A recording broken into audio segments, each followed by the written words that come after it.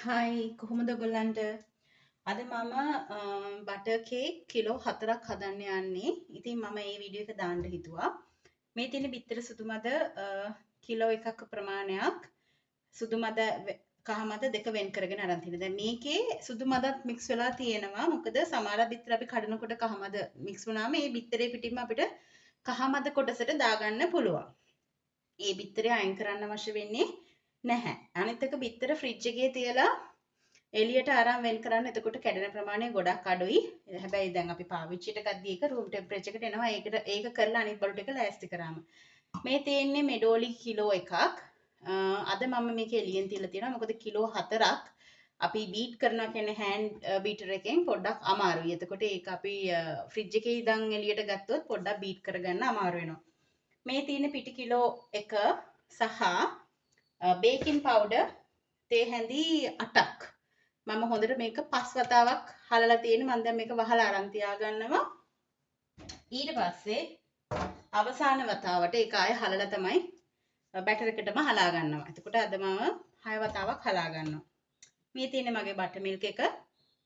අපිට අවශ්‍ය වෙන්නේ නම් කිලෝ 4ට දැන් පොතේ හැටියට බැලුවොත් මම කිලෝ එකකට කෝප්ප කාලක් දාන හින්දා කෝප්පයක්. ඒ වුණාට මම කෝප්පයක්ම දාන්නේ නැහැ.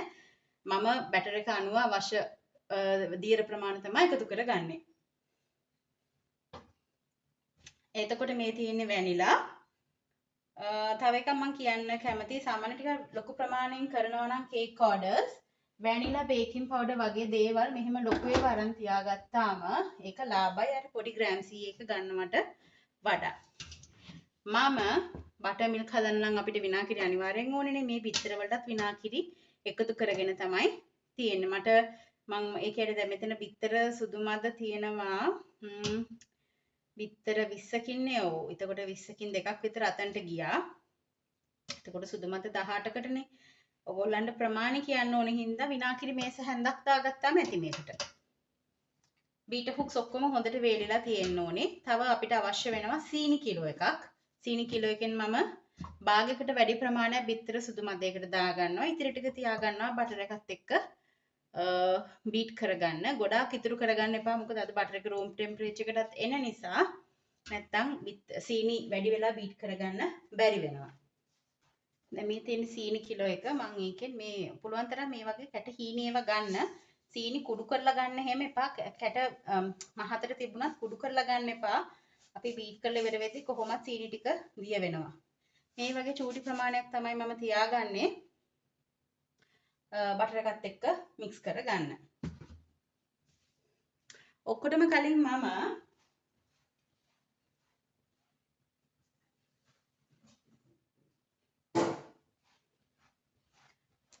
ට්‍රේස් දෙක ලෑස්ති කරගෙන තියෙනවා. මේක අඟල් 12යි 12 ට්‍රේ එකක්.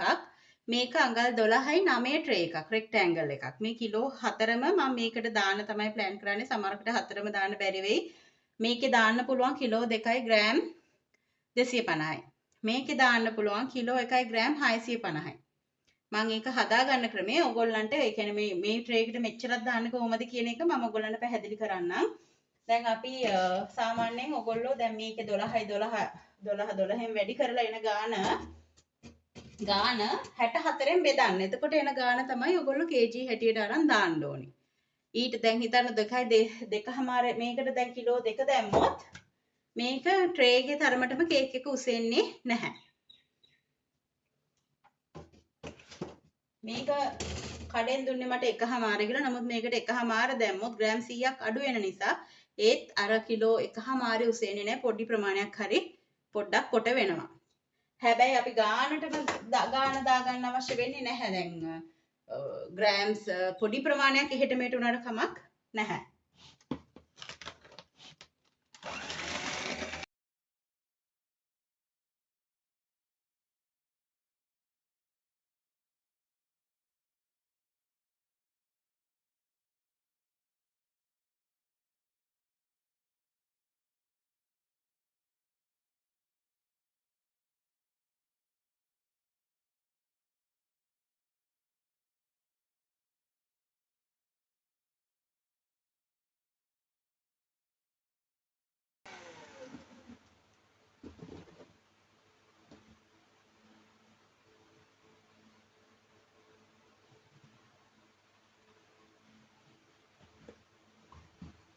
දැන් අපි මේක වහලා අරන් තියාගන්න ඕනේ.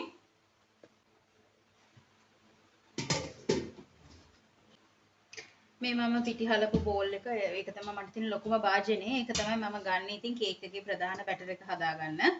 දැන් මම ඒකට පේනවනේ මම මෙඩෝලි ටික තාම කූල්. චූටි කෑලි වලට තමයි ගත්තේ මම බොක්ස් එකෙන් ගන්නකොට. ගොඩක් අයට තියෙන ප්‍රශ්නයක් මෙඩෝලි එක දිය වෙනවා වගේ දේවල් කියනවා. දැන් මට ඒ ප්‍රශ්නේ ඇත්තටම නැහැ.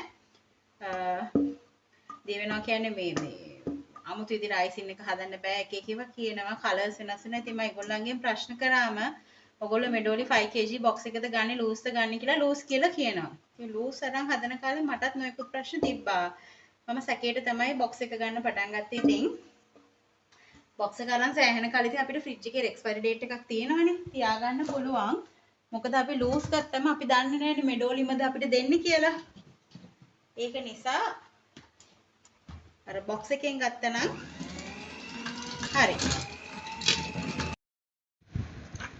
දැන් පේනවනේ ඔයගොල්ලන්ට දැන් මම හයි ස්පීඩ් දාලා නිසා ඔයගොල්ලන්ට එච්චර එක තේරුමක් නැතුව ඇති. මේ ওই ටික බීට් කරන්නත් හරි අමාරු වුණා. කියන්නේ තාම ගොඩක් කූල් එකට තිබුණා බටර් එක. හෑන්ඩ් බීට් එකෙන් කරන්නේ. ඉතින් හරි අමාරුයි කිලෝ 4ක් වගේ එකක් හෑන්ඩ් බීට් එකෙන් කරනවා කියන එක. දැන් මේකට අපි අර ඉතිරි වෙලා තිබ්බ සීනි වලින් ටික ටික දාගමු. ටික ටික කියන්නේ දෙපාරකට වගේ දාගන්නවා. ටිකක් අමාරුයි. එහෙමයි කියලා අපිට මේ ෆ්‍රිජ් එකෙන් එළියට ගත්ත එක රූම් ටෙම්පරේචර් බටර් පාවිච්චි කරන්න බෑ. එතකොටත් වෙන්නේ ඉතින් බටර් එක දිය වෙනවා. අපිට වැඩි බීට් කරගන්න බැරි වෙනවා.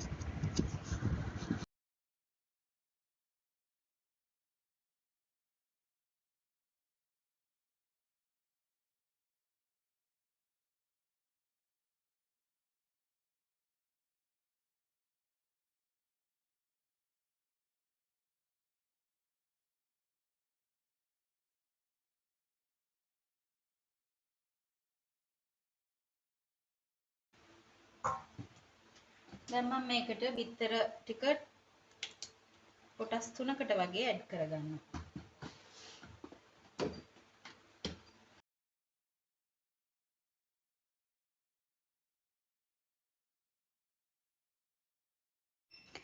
කොටස් 3කට දාගන්නකොට දාන කොටස ඉස්සෙල්ලා හොඳට බීට් කරලා ඒ කියන්නේ විනාඩි 2ක්වත් අඩුම තරමේ ඊට වඩා කියන්නේ විනාඩි 2-3ක් වුණත් බීට් කරන්න පුළුවන්. මොකද එතන බිත්තර කොටස් කීපයක්ම තියෙනවනේ. මොකද මේකේ ක්වොන්ටිටි එක වැඩි නිසා කොටස් හොඳට කම්බයින් වුණාට පස්සේ තමයි ඊගාව කොටස දාන්න ඕනේ.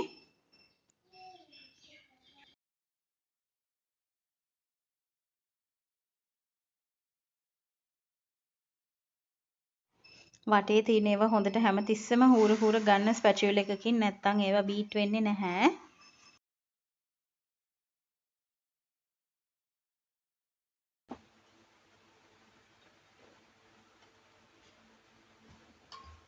දැන් මම මේකට වැනිලා ටික දාගන්නවා. කිලෝ 4ට වැනිලා තේ හැඳි 4යි.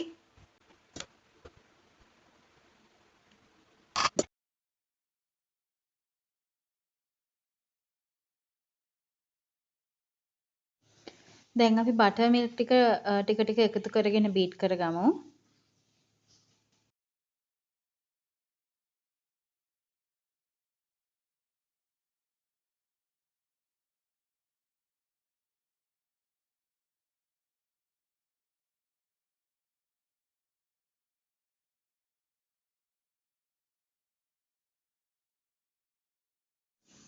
දැන් මම බිත්තර සුදු මද ටිකයි පිටි ටිකයි බැටර් එකට එකතු කරගන්න තමයි යන්නේ. මුලින්ම පිටි චුට්ටක් දාගන්නවා. ඊට පස්සේ ඒක කලවම් කරගන්නවා. ඔයගොල්ලන්ට පේනවනේ බැටර් එක ගොඩක් තදයි.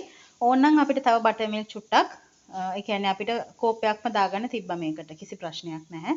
බිත්තර සුදු මද එකනොත් මම ටික දාගෙන මේක මික්ස් කරගන්නවා. හරිම හිමින් කරන්න ඕනේ දෙයක්.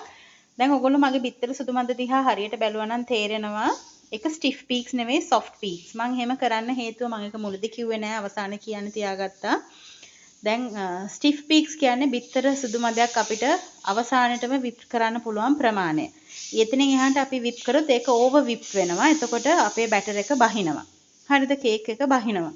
ඉතින් මම දැන් මේ විදිහට මික්ස් කරන්න හේතුව මොකද අපි අවසාන බැටර් එක කිලෝ 4ක් කියන්නේ ගොඩක් නිසා අපිට සෑහෙන වෙලාවක කලවම් කර කර ඉන්න වෙන නිසා තමයි මම soft peaks වලින් නතර කරගත්තේ. එතකොට දැන් ඕක ටිකක් වැඩියෙන් mix වුණා කියලා සුදු මදේට හානියක් වෙන්නේ නැති නිසා. ඉතින් ඒක මගේ ලොකුම ලොකු ටිප් එකක්. මම කවදාවත් කවුරුත් කියනවා අහලා නැහැ.